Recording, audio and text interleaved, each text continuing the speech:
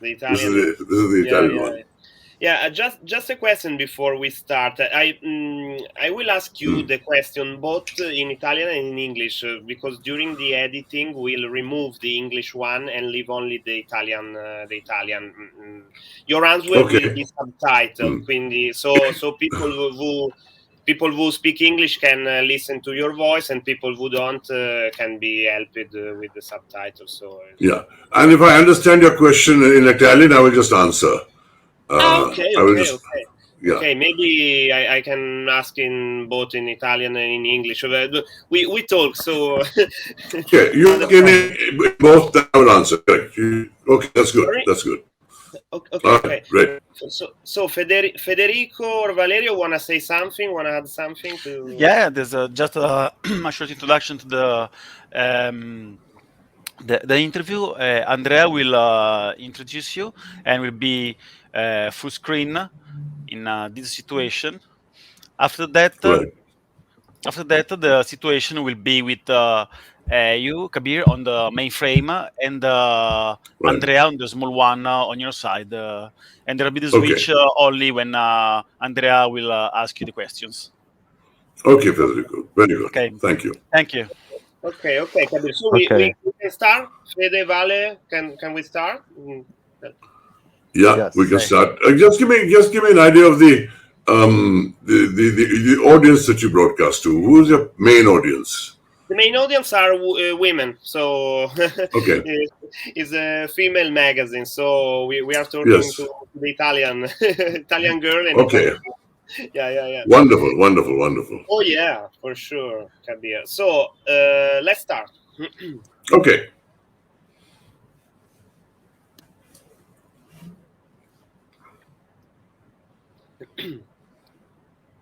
Puoi catturare una rondine ma non puoi fermare la primavera, diceva una celebre citazione della serie Sandokan diretta da Sergio Sollima e dedicata al personaggio memorabile creato da Emilio Stalgari. Tutti ricorderanno sicuramente il protagonista di questa serie, è divenuto una star che ha ispirato e fatto innamorare una generazione intera, soprattutto di donne. Amiche e amici di DiLei, do il benvenuto oggi al grande Kabir Bedi. Welcome, Kabir. Thank you so much. Buonasera da Bombay, perché qui è la sera. Per voi è pomeriggio. Delighted to be on the program. Yeah. Qua infatti sono le 2. Io spero che i colleghi Valerio e Federico stiano registrando e non cancellino questa intervista, perché c'è un precedente illustre che adesso vi racconto. Kabir nel 1966 è un giovane giornalista freelance di 20 anni che lavora in una radio, All India Radio, e riesce a ottenere un'intervista esclusiva con niente meno che i Beatles, ma succede che i suoi colleghi, per questo dicevo di registrare, per sbaglio registrano altri programmi sopra quei nastri, e in quel momento inizia una lunga e incredibile avventura che dura da una vita. Ti va di raccontarcela, di andare avanti a raccontarcela? Do you wanna go on to tell this incredible story? Sì. La mia vita ha tante esperienze incredibili, ma non è quello che molte persone immaginano che sia la mia vita. Storie di trionfi, tragedie, eccetera, grandi amore, le perdite, storia di mia ascesa, della mia rovina e poi della mia risurrezione. Ma tutto questo è cominciato con questa interview con i Beatles. Adesso devo parlare in inglese perché per spiegare queste cose è un po' oltre di mia capacità in italiano. You will be subtitled. So. Right. So I was a young reporter with All India Radio. Because of my circumstances, I had to work my way through college. I worked in radio and studied in college. And I was the greatest fan of the Beatles in the world. And they arrived in Delhi on a sudden stop back to London. And I realized I absolutely wanted to get this interview, no matter what. So I persuaded my bosses at All India Radio to allow me to get the badge and get the tape recorder, etc. And I went and I waited for the Beatles in the hotel. And the whole of the Delhi press corps was there looking for the Beatles. I was looking for the manager, Brian Epstein, because being a Beatles fan, I knew I had to get to the manager. And when he came down, I accosted him as he was leaving the hotel. And I pressured him because I knew his vulnerability. I knew something that only Beatles fan would know, that they had had a big crisis in Manila with the government. And they were passing through Delhi on their way back. So I pressured him. I said, I'm a big fan of the Beatles and the government has demanded this interview, which is technically correct because it was the only government radio station. So he didn't want a scene and eventually he agreed to let me interview him. But when I went to see him, he wasn't well. So he rolled his eyes and said, oh, well. And he walked me across the floor to where the Beatles suite was, knocked on the door. Paul McCartney opened the door and said, guys, do me a favor. Give this guy an interview.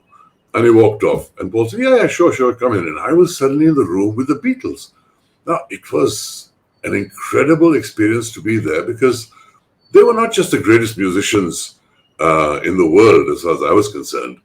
They represented the whole age of the 1960s, the rebellion of the 1960s, the hippie culture, the people demonstrating for peace, the sexual revolution that came with the invention of the pill. These were wonderful symbols of an era, and the Beatles symbolized them. So it was like I died and went to heaven. So what I said to the Beatles, what they said to me and all that I leave for readers to read in the book. But this interview became a turning point of my life because after All India Radio broadcast it, I went to All India Radio saying, please give me a copy of the interview. They had erased it. They had no idea what they had. And they also were very underfunded, so they needed to reuse the tape. But to erase the tape of the Beatles, it was broadcasting gold. So it made me think and really think deeply about life and what I wanted from life. And it made me realize that I couldn't work here and I had to seek my fame and fortune in Mumbai. And I left Delhi with 700 rupees in my pocket, which is very little money, to find a new life in Bombay. So that's how the Beatles changed my life completely. Oh, yeah. And from there, everything else followed. But it's one of the many wonderful stories in my book, because that's why I've said, storia che vide ora contare. We will tell. In fact, stories I must tell, the emotional life of an actor is the honest and pure tale of an international star and his career, but above all of a man, of his life, his up and down. I was very impressed by this title because in the word I must tell, there is a need, a narrative need. Otherwise, you would probably have called it stories I want to tell. No, but stories I must tell. So my first question, now the second question is, when and how did this need to tell your story came out? Andrea, as I said, I have an extraordinary life, an incredible life in so many ways. But like I said, it's not what you imagine my life is. And nobody has seen all my work even. Bollywood sees Bollywood, India sees Bollywood films. In Europe, they saw Sandokan. In America, they saw me in The Bold and Beautiful and Bond, etc. I needed to tell my story. And I came to a point where at the beginning of the pandemic, I thought, okay, work has stopped, pressure is off of me. Let me use this time to tell the story that I really need to tell.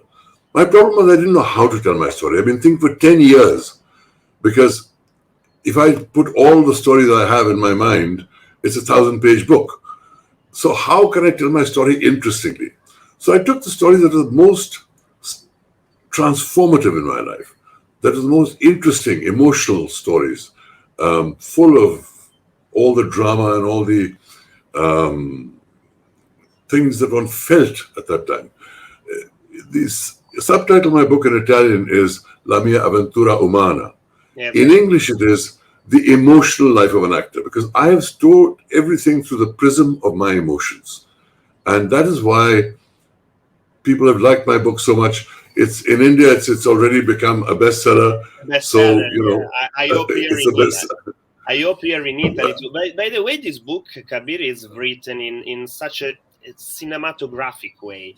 Have you thought about maybe turning it into a movie, maybe later? And if so, which actor would you see to play your life apart from you, of course? I'm sure my story will make a great miniseries on television. It could be a film also, I don't know. I did it with them to make it was written cinematically, but it was written in a way to make people feel what I felt, see what I felt, to be there in the room with me. That's how the immediacy of that book is.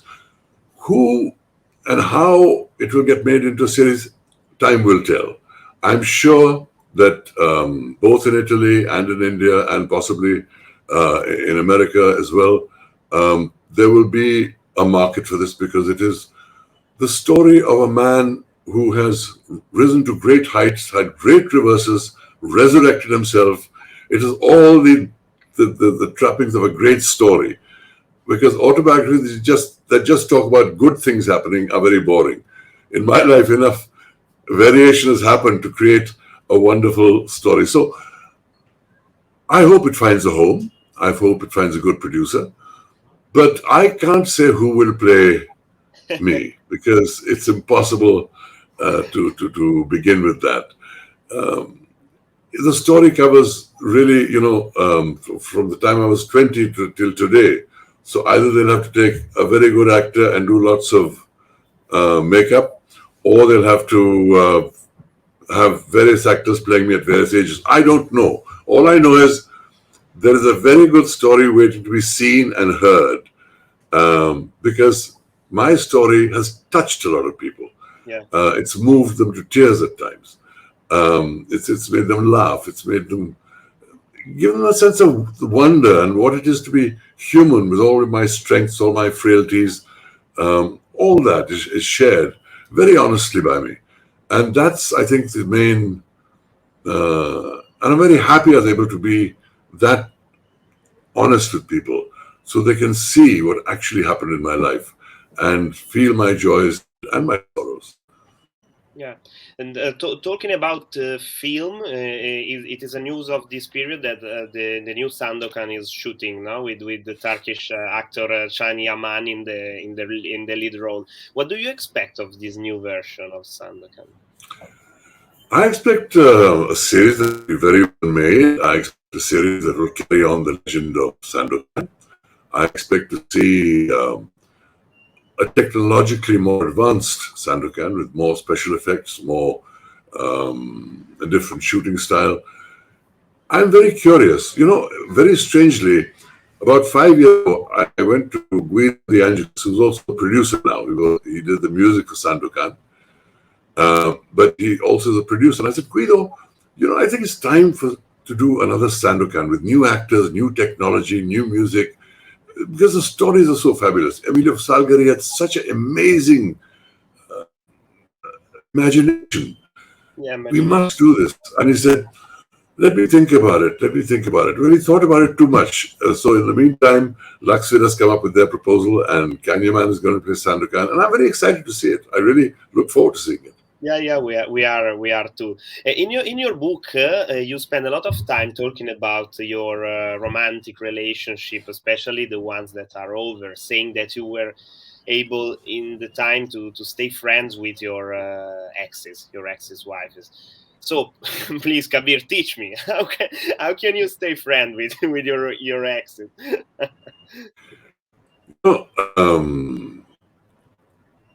I've always believed in respecting women. I know it sounds strange with 4 marriages and 3 divorces behind me, but I've always respected women. I've also accept my economic responsibilities, everything that I have to do as part of my social responsibility towards providing for them. But more than that, if something can't reach its conclusion, it is better to find the right moment to part ways and start your life afresh. And while there is always pain at the time of separation, because that is unavoidable, once that immediacy of that pain goes away, if both of us who are in the marriage can remember what are the good things that brought us together, what are the things we admired about each other, then I believe friendship is possible. And in my case, I have demonstrated it with each of my relationships. There's a photograph in my book. Actually, there's lots of great photographs in my book. But a photograph in my book of my sitting with my wife, Nikki, at the time, around a Christmas tree in Santa Monica, California, with two of my ex-wives present at the dinner, sharing a Christmas dinner together.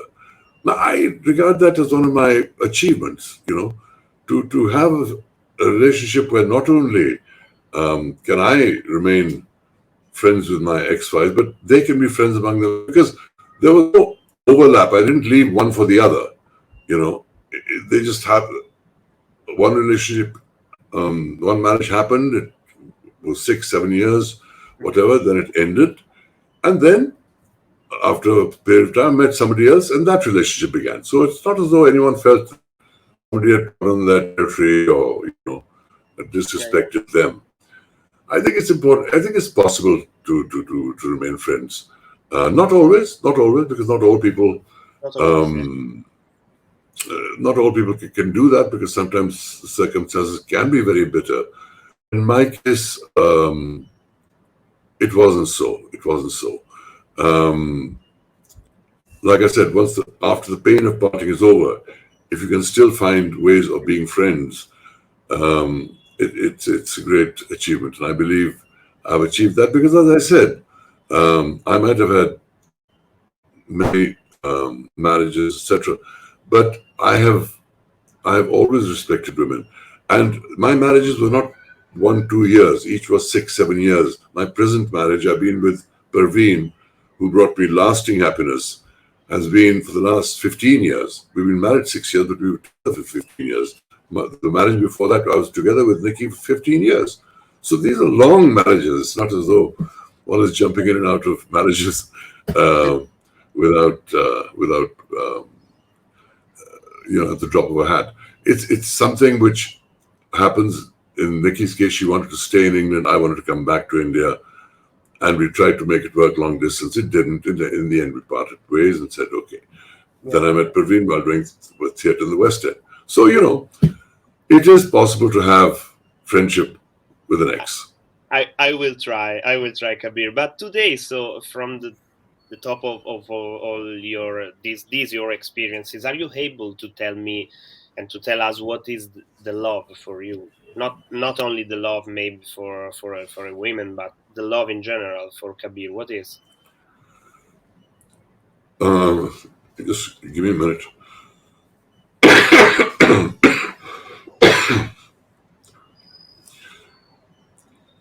Love is one of the most used and abused words in the language. I agree. Because there are so many forms of love. And if one is strictly about romantic, that's one thing. If one is talking about father and children, if one is talking about parents, other relations, there are different types of love. But even within a romantic relationship, that becomes a marriage. The nature of love changes. In my book, I've written a wonderful chapter on my parents and how they came together, how they were revolutionaries together for India's freedom, how they moved on and became religious figures. My father became a Buddhist son. My father became a philosopher who lived and worked for many years in Italy as well. And yet, even though they were separated, there was this great love between them. Not love in the sense of young, breathless romance, but as my mother said, love at a certain age is different than the love you began with. So, love becomes companionship. And if you can begin with companionship and then make it love, then you're on a very good ground, because even when the passion first love passes, the beauty of that companionship remains, that sharing and caring, that is love. Yeah. That respecting each other's individuality, that is love. Agreeing to disagree, that is love, you know. And then love reflects in many small ways. Very often it's reflected in the tone of voice in which you speak to somebody, you know. It's like, if you want to say, pass me a glass of water, pass me a glass of water. Yeah. You know, you don't disrespect somebody. Familiarity shouldn't be an excuse to disrespect somebody. You can ask the same glass of water with a smile. You can ask for it respectfully. You know, it's just a matter of respect, love, caring, sharing, and the feeling that we are on this path together with shared ideals, with family maybe, whatever form it takes. But as long as it's beautiful, it's love. That's the key definition for me. There is beauty in love. And whatever form that beauty takes, that is the purest love. And I have always been a man of, I've been an enormously emotional man in many cases. At times I've paid the price of my emotional foolishness at times. But the fact is, for me, I've always looked for love, which is why I got married so many times. If I just wanted women, I wouldn't have got married. I just would have been with whoever I wanted. The very fact that I kept getting married means I kept looking for the love that was ideal for me. And while nobody's perfect, my present wife has certainly given me a wonderful love that is deeply satisfying. And I feel very good about that. Yeah, I totally agree. The darkest chapter of this book, but maybe of your entire life, is about the death of your son. How can a father or a mother, to a parent in general, survive, go on a drama like this? You know, there's no doubt that the most painful experience probably is a parent losing a child, whether it's a mother or father losing a child. And it's like your arm has been torn off. It's a limb ripped from your body. And you grieve and you mourn and you feel and you try and be there for each other at that time. But in the end,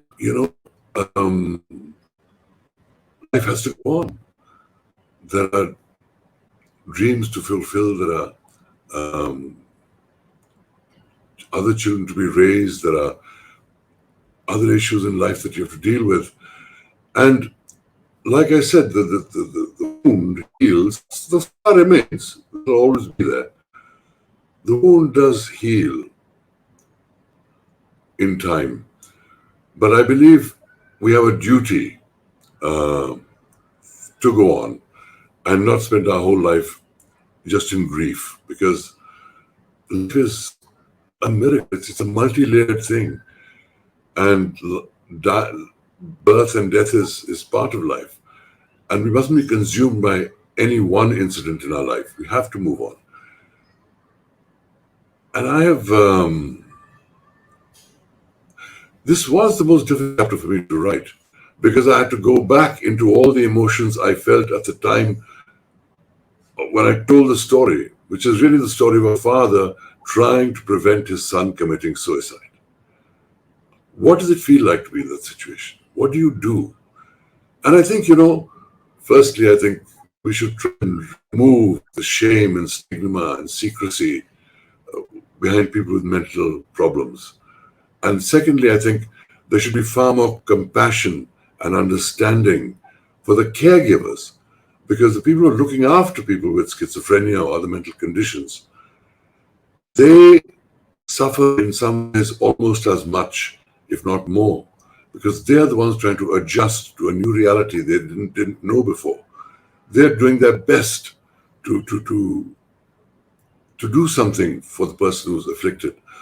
And the person afflicted often doesn't feel the affliction because they think that's what it is. In my case, my son understood what he had. In the beginning, he denied it. One of the biggest problems is getting people to accept the problem. Once he understood what he had, thinking was his whole life. He was a graduate of Carnegie Mellon, which is the most important college for information technology in America. The world laid at his feet. It was the dawn of the information age. Beautiful young boy, 25 years old. And he's talking to me of suicide because he can't see them. He can't see. Now, I must say, medicines today are much better than they were in those days. Understanding of schizophrenia and mental illness are much better today than they were in those days. But at that time, he couldn't accept the fact that he would live a life in this semi-dazed state all his life. And in the end, how and what happened in that chapter, I'll leave it to you to see. Yeah. But you do the best you can. You do the best you can. And you give time for mourning. You leave time for mourning. But in the end, you go back to your inner strengths. You go back to marveling at the beauty of life and everything else that's there. Because life is one of the greatest miracles in the whole universe. And if we have it, we must treasure it and use it in the most wonderful way. Even the simple gesture of opening your hand and closing it. Do you know the miracle of things just making this work? It's unbelievable the amount of neurons, cells, muscles, bones involved in this. We are miracles, living miracles. I've also got a whole chapter in my life about my beliefs and how they've changed. And I conclude that by saying we are all experiments in consciousness. And that is true of all forms of life. And life is, in the end, to be celebrated, but above all, we must evolve through life because evolution is the whole purpose of life. Yeah. Thank you. Before I leave you, and thank you again for this wonderful talk, Kabir. I would like to ask you a question about the future in general. What is in the future of Kabir Bedi? What do you see? You know, as you will know from the book that I have written, I have changed my career a number of times. From a broadcasting man to working in advertising, to being a theatre actor, to being a Hollywood actor, to Italy, becoming this big star, moving on to Hollywood, becoming a big television and film actor there. And, you know, now I've even become a writer because I always loved writing, but I never actually sat down and wrote my story. So now I'm an author, and I've enjoyed this process immensely. For me, right now, because you know the book is now a bestseller. This book is now a bestseller in India, and it's been hard work. So I've been promoting the book there, promoting the book in Italy, Hungary also. Later, it'll come to other European countries.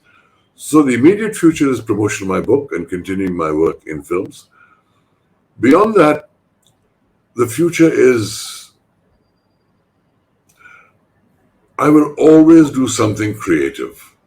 I will always want to touch lives of people in some way.